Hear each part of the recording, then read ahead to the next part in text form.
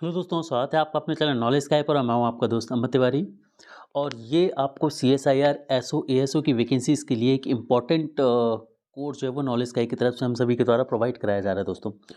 तो हमने इसमें ऑलरेडी जो है बहुत सारी क्लासेस स्टार्ट कर चुके हैं, जिसमें हम स्कीम्स करंट अफेयर को स्टार्ट कर चुके थे। हम यूट्यूब पर बात करें तो इसके अलावा हमारी जो क्लासेस हैं वो नॉलेज स्काई के ऑफिशियल ऐप पर भी एक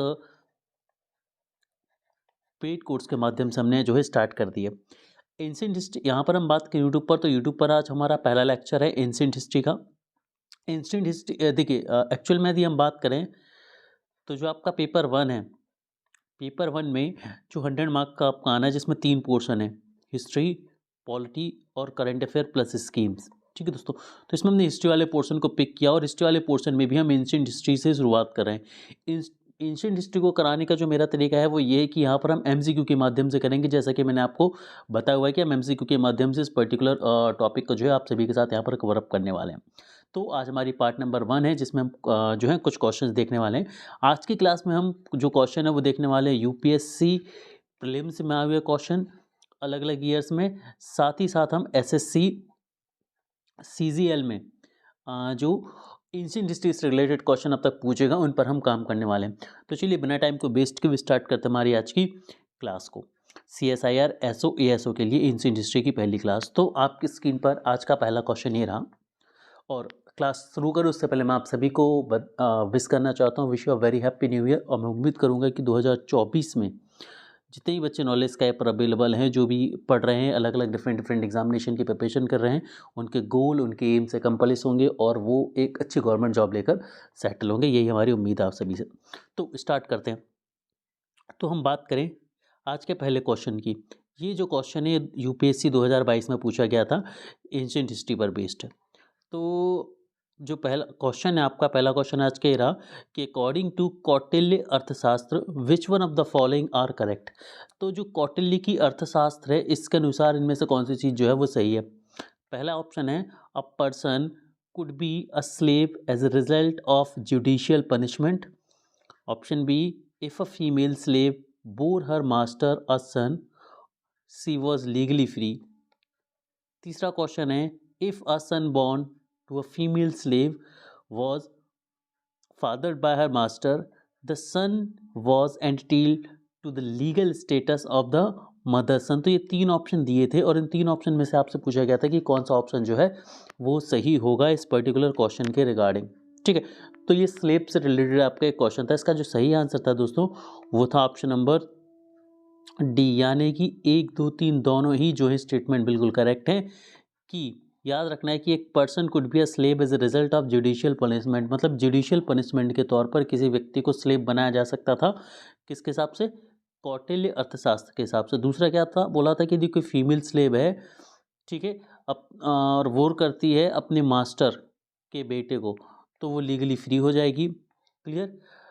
as a son born to a female slave was fathered by her master, the son was entitled to the legal status of the master son। और ये याद रखना होगा कि यदि एक स्लेव महिला है तो उसका जो मालिक होगा, है ना, उससे जो बेटा होगा वो एक लीगल सन के तौर पर माना जाएगा उसके मास्टर का। तो ये तीनों स्टेटमेंट जो है बिल्कुल सही है। आगे बढ़ते हैं, हमारे अगले क्वेश्चन की तरफ बढ़ते हैं। अगला क्वेश्चन जो है वो ये रहा विद रेफरेंस टू, ये क्वेश्चन जो है वो 2022 का ही क्वेश्चन है, मैं आपको बता दूं।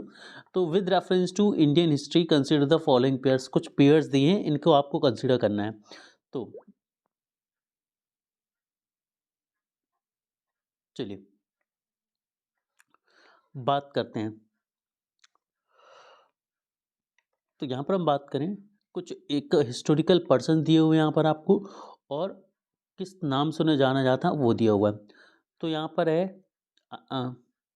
आरदेवा, दिगांधा, नथामनी, और यहाँ पर है जैन स्कॉलर, बुद्धिस्ट स्कॉलर या फिर वैष्णव स्कॉलर।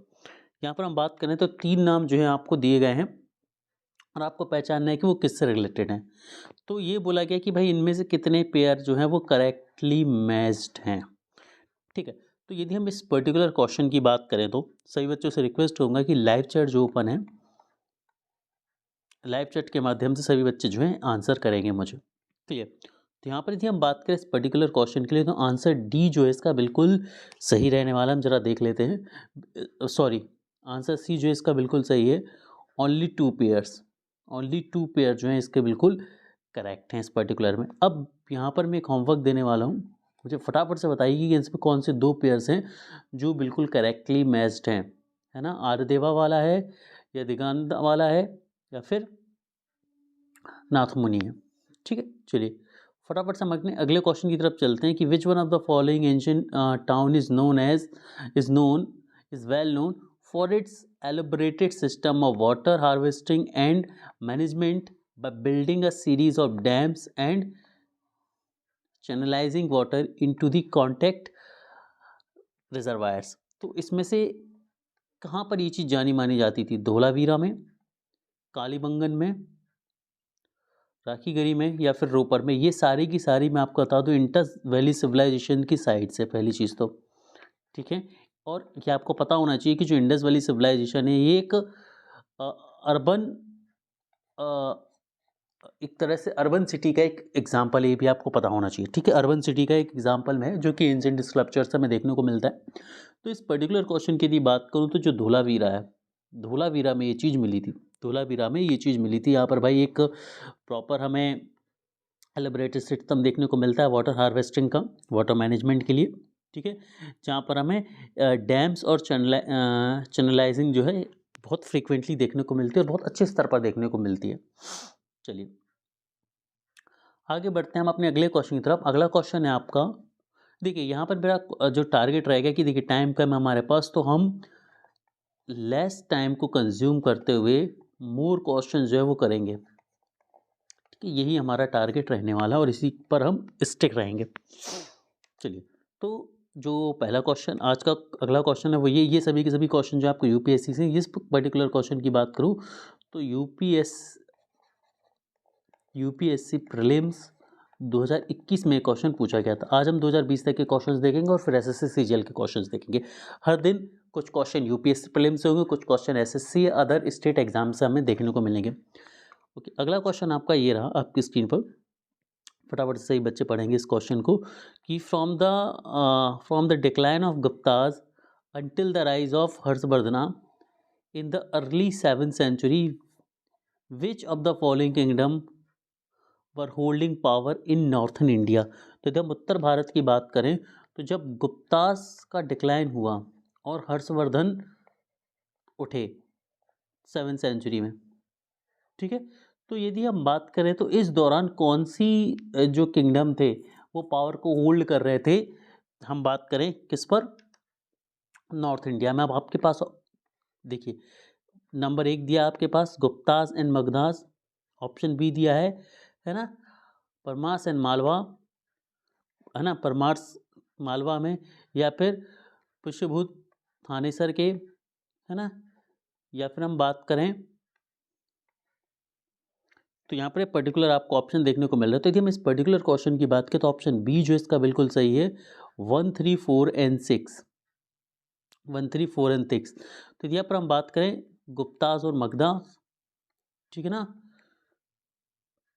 पुष्यभूति थानेसर के, क्लियर, वहीं पर हम बात करें मुखारिस कन्नौज के, ठीक है, और मैत्रिकास, तो इतने लोग जो हैं हमें पावर को होल्ड करते हुए दिखेंगे। आगे बढ़ते हैं हमारे अगले क्वेश्चन की तरफ हम चलते हैं। अगला क्वेश्चन है कि with reference to the history of ancient India which of the following statement is are correct. Ancient history के कंटेक्स्ट में इनमें से कौन सी जो स्टेटमेंट है वो बिल्कुल सही है ना। तो हम बात करें Mitakshara was a civil law for upper caste and दयाभागाज was the civil law for the lower caste. ठीक है, तो सिविल लॉज के बारे में बात करेंगे। 2 सिविल लॉज यहाँ पर दिए गए हैं, मिताक्षरा और दयाभागा। दूसरा चीज़ है, अब यहाँ पर मिताक्षरा सिस्टम की बात करेगी कि और दयाभागा सिस्टम की बात की जाएगी। तो मिताक्षरा सिस्टम की बात करें तो the sons can claim the right to the property during the life time of the father. ठीक है, whereas in the Dayabhaga system it is only after the death of the father. तो ये बोला जा रहा है कि भाई जो मिताक्षरा है इस सिस्टम में ये होता था कि भाई पिता के रहते हुए भी वो पिता की जायदाद पर अपना अधिकार बता सकते थे, और जो दया भागाज है वही सिस्टम ये बोलता है कि भाई जब पिता की मृत्यु हो जाती है उसके बाद ही बेटे अपना अधिकार उस संपत्ति पर बता सकते हैं। तीसरा ऑप्शन दिया गया है कि जो मिथाक्षरा सिस्टम है deals with the matters related to the property held by male members only of a family. मतलब मिथाक्षरा सिस्टम है, इसमें केवल और केवल उस प्रॉपर्टी की बात करी जाती है जो किसी परिवार के मेल मेंबर्स पुरुष के द्वारा होल्ड किए जाते हैं। और दया भागास की बात करी जाए तो एक ऐसा सिस्टम है ये उस प्रॉपर्टी मैटर्स को डील करता है जो दोनों के द्वारा होल्ड की जाती हैं, मेल के द्वारा भी और फीमेल के द्वारा भी। तो इसमें से कौन सा जो है वो सिस्टम सही है, क्या कौन सा स्टेटमेंट जो सही है? तो ऑप्शन बी जो है बिल्कुल सही है कि केवल और केवल स्टेटमेंट नंबर 2 जो है यदि मैं बात करूं बिल्कुल सही है। तो मिताक्षरा सिस्टम में क्या होता था भाई कि during the life time of father son can fight for और claim for the right to property and दाभागास में क्या होता था only after the death of the father they can claim for the right of property. ठीक है, मतलब एक में पिता के जीवित रहे तो दूसरे में पिता की मृत्यु के बाद केवल। चलिए अगले क्वेश्चन तक हम चलते हैं। अगला क्वेश्चन आपकी स्क्रीन पर ही रहा और फिर यहाँ से अभी भी क्वेश्चन जो है आपका 2021 प्रीलिम्स का ही चल रहा है, आपका यूपीएससी प्रीलिम्स का। तो with reference to the history of ancient India Bhavabhuti Hastimalla and केस माधवार वॉज फेमस फॉर, किस चीज़ के लिए फेमस थे भाई? तो ये किस चीज़ के लिए फेमस थे ज़रा मुझे बताएं फटाफट से। तो ये तीनों की तीनों जो हैं ये क्या है भाई? प्ले राइट्स हैं। ठीक है, तीनों की तीनों ये क्या है? प्ले राइट्स हैं। अगला क्वेश्चन, अब यहाँ से जो आपके क्वेश्चन है ये एसएससी में पूछे गए क्वेश्चन है भाई, एसएससी सीजीएल में पूछे गए ये सारे के सारे क्वेश्चन हैं। तो जो पहला क्वेश्चन है आपका कि वेल्थी पर्सन इन अर्ली वैदिक पीरियड वाज नोन एज। तो भाई जो आपका अर्ली वैदिक पीरियड था इसमें जो वेल्दी लोग होते थे, जो रिच लोग होते थे, जो पैसे वाले धनाढ्य लोग होते थे, उन्हें किस नाम से जाना जाता था? उन्हें किस नाम से यहाँ पर जाना जाता था? गवेषणा के नाम से जाना जाता था, है ना, दुहित्री के नाम से जाना जाता था, गोमट बोला जाता था, या फिर रवि बोला जाता था? उन्हें क्या बोला जाता था? तो इसका जो करेक्ट आंसर है वो है ऑप्शन नंबर 3, गोमट बोला जाता था। तो जो वेल्थी पर्सन थे वैदिक पीरियड में उन्हें क्या बोला जाता था? गोमट बोला जाता था। तो गोमट वेल्थी या रिच पर्सन के लिए बोला जाता था, रिच पर्सन ऑफ सोसाइटी। ठीक है, रिच पर्सन ऑफ सोसाइटी को गोमत बोला जाता था। आगे बढ़ते हैं, अगले क्वेश्चन तक हम पहुंचते हैं। अगला क्वेश्चन है यहाँ पर, सेकंड क्वेश्चन स्किप हुआ है। Which Chinese traveller visited India during the reason of Harshavardhan? मतलब हर्षवर्धन के समय इनमें से कौन सा चाइनीज ट्रैवलर है जो भारत आया था? हर्षवर्धन के समय कौन सा चाइनीज ट्रैवलर है जो भारत आया था? फैक्शन, है ना, हुसैन इब्ने बतूता, या फिर ईट सिंह? तो इसकी सही जो आंसर है वो है आपका ऑप्शन नंबर 2, है ना, हुसैन जो है वो हर्षवर्धन के समय आया था। आगे बढ़ते हैं, क्वेश्चन नंबर 4 की तरफ हम चलते हैं कि during the reason of which of the following ruler did Hiuen Tsang Chinese traveller came to India? ठीक है, तो हिंसांग जो चाइनीज ट्रैवलर है वो किसकी रीजन के अंदर आया? तो अभी हम देख चुके कि भाई हर्षवर्धना के समय ये आया था। ठीक है, किसके समय आया था? ये हर्षवर्धन के समय आया था हिंसांग की यदि हम बात करें तो प्रीवियस क्वेश्चन ही मतलब यहाँ पर भी वही बात करी गई थी हिंसांग की, और यहाँ पर भी वही बात करी जा रही है हिंसांग की, हर्षवर्धन पीरियड में आया था। नेक्स्ट क्वेश्चन की तरफ हम चलते हैं, यह है आपका क्वेश्चन नंबर 5वां। Ashoka sent a mission to spread the principles of धम्मास led by his son Mahendra and daughter Sanghamitra to.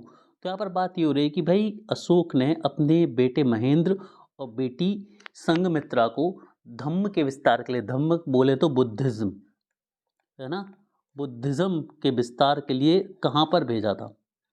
ठीक है, इन्होंने थाईलैंड भेजा था, कलिंग भेजा था, कंबोडिया भेजा था, या फिर सिलोन भेजा था? तो इसका जो सही आंसर है दोस्तों वो है आपका ऑप्शन नंबर 4, सिलोन भेजा गया था इनके द्वारा जी। ठीक है, आगे बढ़ते हैं। अगला क्वेश्चन है क्वेश्चन नंबर 6, आपकी स्क्रीन पर ये रहा। अगला क्वेश्चन है कि the Ashtadhyayi of Panini is a renowned work of. तो जो अष्ट अध्याय ऑफ पानी है ये क्या है? गुप्ता एडमिनिस्ट्रेशन पर बेस्ड है, ये एक मेडिसिन है, ये एक मौर्यन पॉलिटी है, या फिर एक संस्कृत ग्रामर है, ये क्या है? ठीक है, तो इस पर्टिकुलर क्वेश्चन का जो आंसर ऑप्शन नंबर 4 है, ये एक संस्कृत ग्रामर है। ठीक है, अष्टाध्यायी है। चलिए आगे बढ़ते हैं। क्वेश्चन नंबर 7 की मैं बात करता हूँ कि who among the following Mauryan king gave up war after the battle of Kalinga. तो भाई बहुत फेमस है ये, तो किसी तरह की समस्या नहीं होनी चाहिए। कौन था भाई? अशोक था इनमें से, बिंदुसार थे, चंद्रगुप्त मौर्य थे, या फिर महिंद्र थे। कौन थे इनमें से?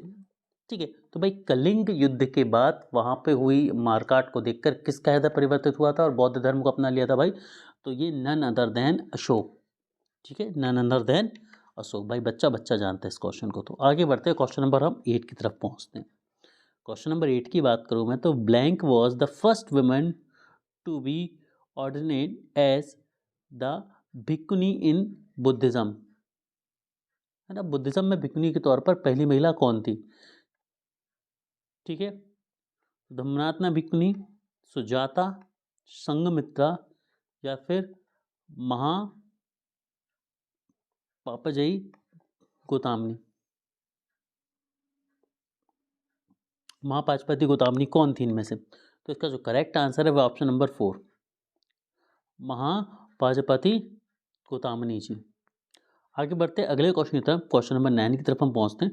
उससे पहले मैं सही बच्चों के यहाँ पर ये बताना चाहूँगा कि हमने बाइलिंगुअल कोड जो है वो लॉन्च किया हुआ है, जो कि CSIR एसओ पर बेस्ड है। किस पर बेस्ड है? CSIR एसओ पर बेस्ड है। तो मैं सही बच्चों से रिक्वेस्ट जरूर करूँगा कि भाई आप इस कोर्स के लिए एक बार एनरोल जरूर करें। डेफिनेटली 60 डेज में आपको एक स्कोर बूस्टर के तौर पर साबित होगा और एक अच्छा क्वालिटी कंटेंट जो है वो आप तक प्रोवाइड कराया जाएगा। ठीक है, तो चलिए स्टार्ट करते हैं। तो who sent the Greek ambassador Megasthenes to the court of Chandragupta Maurya. तो चंद्रगुप्त मौर्य के कोर्ट में मेगास्थनीज जो कि ग्रीक एम्बेसडर था, ग्रीक दूत था, उसे किसने भेजा था? किसने भेजा था इनमें से? तो इसका जो सही आंसर है वो ऑप्शन नंबर 4, सेल्यूकस के द्वारा भेजा गया था। किसके द्वारा भेजा गया था? सेल्यूकस के द्वारा भेजा गया। ठीक, मेगास्थनीज को सेल्यूकस के द्वारा भेजा गया था। अगले क्वेश्चन तक हम पहुंचते हैं। अगला क्वेश्चन है आपका who among the following was. ठीक है, यदि किसी बच्चे को लग रहा है कि चीज़ें ज़्यादा फास्ट हो रही हैं तो वो बिल्कुल लाइव चैट सेक्शन में लिखकर मुझे बता सकता है कि सर ये चीज़ें फास्ट हो रही हैं या स्लो हो रही हैं, या किसी भी तरह का कोई समस्या है तो आप लाइव चैट में ज़रूर बताएं। साथ ही सही बच्चों से रिक्वेस्ट होगा कि भाई आप लाइव चैट में पार्टिसिपेट ज़रूर करें। ठीक है,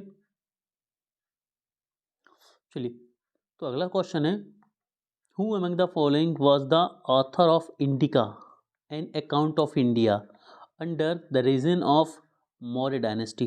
तो अब ये एक इंपॉर्टेंट क्वेश्चन बनता है आप सभी के लिए। ये काफ़ी इंपॉर्टेंट क्वेश्चन बनता है भाई कि इंडिका बुक किसने लिखी थी? इंडिका बुक की यदि हम बात करें तो ये बुक किसके द्वारा लिखी गई थी? तो इसका जो करेक्ट आंसर है वो है मेगास्थनीज। और अभी हमने मेगास्थनीज के बारे में देखा कि मेगास्थनीज एक, पहली चीज़ तो ग्रीक एम्बेसडर था, ये सेल्यूकस के द्वारा भेजा गया था भारत। ठीक है, किस किस टाइम पीरियड में भेजा गया था? तो ये भी याद रखना है, चंद्रगुप्त मौर्य के टाइम पीरियड में भेजा गया था। तो मेगास्थनीज जो है ये ग्रीक एम्बेसडर है, सेल्यूकस ने भेजा था और चंद्रगुप्त मौर्य के समय भेजा गया था। इंडिका इसने बुक लिखी थी। कौन सी बुक लिखी थी? इंडिका। क्वेश्चन नंबर 11 की मैं बात करूं तो क्वेश्चन नंबर 11 है according to the Indian calendar Vasant season falls in which month. तो भाई भारतीय कैलेंडर के अनुसार जो बसंत है वो किस महीने आता है? ठीक है, तो इसका जो करेक्ट आंसर है वो ऑप्शन नंबर 2, चैत्र और बैसाख। ठीक है, चैत्र और बैसाख के महीने में हमें, चैत्र से बैसाख के महीने में हमें वसंत ऋतु जो है वो देखने को मिलती है। आगे बढ़ते हैं। नेक्स्ट क्वेश्चन है आपका क्वेश्चन नंबर 12 की which of the following was one of the first countries to use iron for the manufacture of weapon in as early as 1700 BCE before common era. है ना, 1700 BCE में, 1700 BCE के समय ऐसा कौन सा देश था जो अपने हथियार बनाने के लिए लोहे का उपयोग करना शुरू कर दिया था? मोरक्को, बुल्गारिया, इंडिया या फिर रोमानिया। ठीक है, कौन सा देश था? तो इसका जो करेक्ट आंसर है दोस्तों वो option number 4 and it is Romania. कौन है? रोमानिया था एक ऐसा देश। ठीक है, जो हथियार बनाने के लिए किसका उपयोग करता था? जो हथियार बनाने के लिए लोहे का उपयोग करता था। आगे बढ़ते हैं अगले क्वेश्चन की तरफ। क्वेश्चन नंबर 13 है Amatya in the Saptanga theory of Kautilya denotes which of the following. तो यहाँ पर बात करी जा रही है कि जो अमात्य है, जो अमात्य है वो किसको रिप्रेजेंट करता है, किसको डिनोट करता है ना? सप्तांग थ्योरी जो कौटिल्य की, उसमें अमात्य किसे बोला जाता है?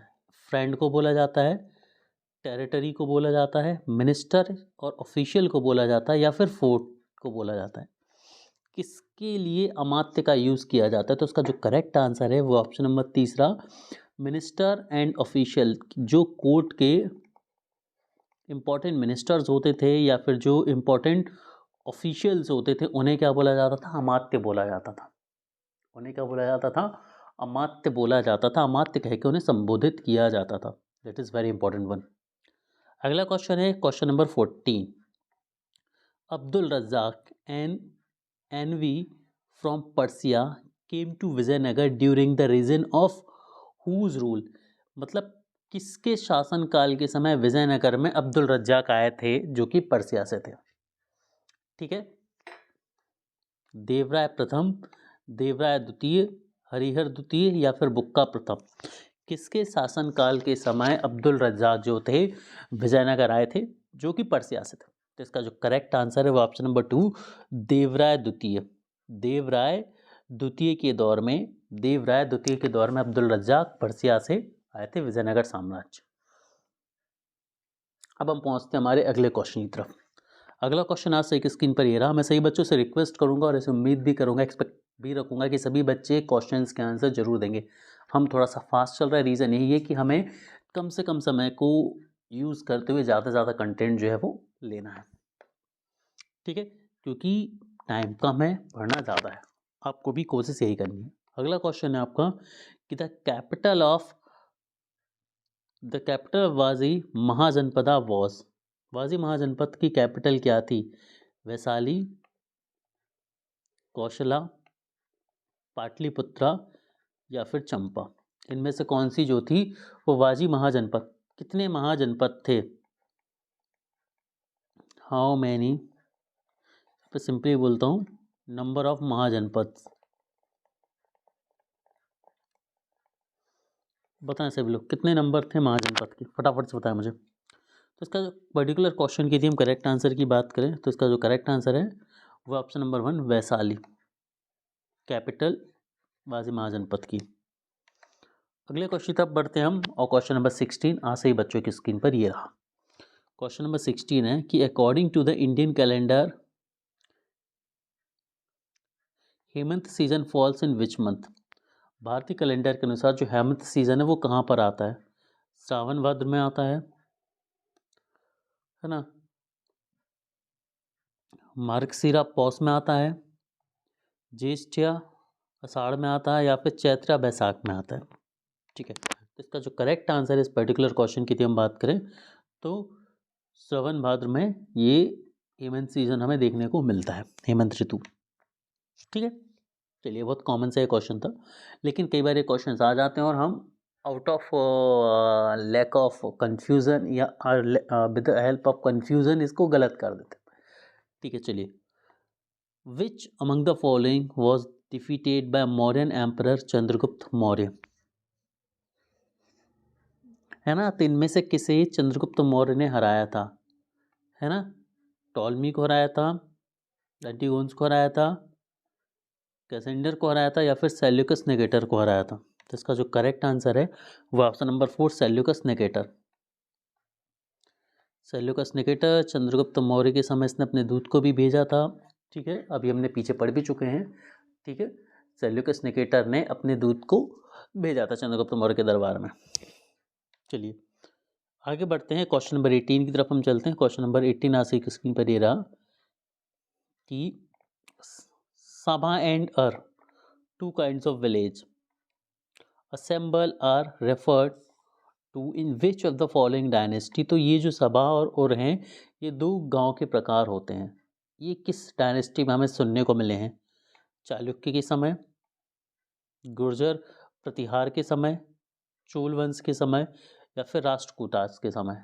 किस समय हमें ये देख शब्द सुनने को मिलते थे? ये विलेज के प्रकार जो हैं ये हमें किस डायनेस्टी के समय मिलते हैं? ठीक है, तो इसका जो करेक्ट आंसर की यदि हम बात करें तो इस पर्टिकुलर क्वेश्चन का जो करेक्ट आंसर है वो ऑप्शन नंबर 3 है। चोलास के समय हमें ये सुनने को मिलते हैं, सबा और ओर। ठीक है, चोलास के समय हमें ये सुनने को मिलते हैं, सबा और ओर। अगला क्वेश्चन है क्वेश्चन नंबर 19 की हम बात करें